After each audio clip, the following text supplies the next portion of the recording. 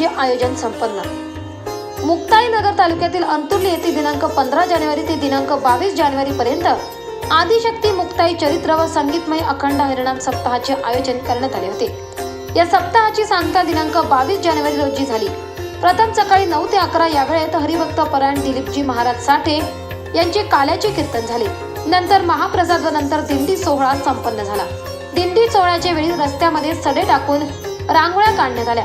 या दिंडी सोहळ्यात भाविकांनी पावल्या खेळल्या। तसेच दिनांक 22 जानेवारी रोजी अयोध्या येथे प्रभू श्रीराम यांच्या मूर्ती प्राण प्रतिष्ठापना झाली। याचे औचित्य साधत अंतुर्ली येथे मिरवणूक काढण्यात आली।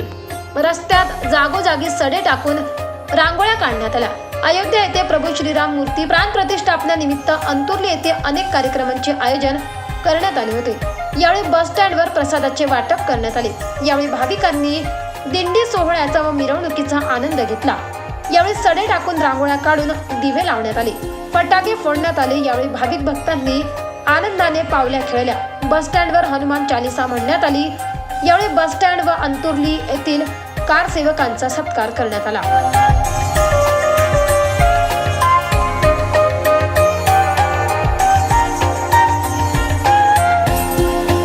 24 live Maharashtra news bureau Nashik.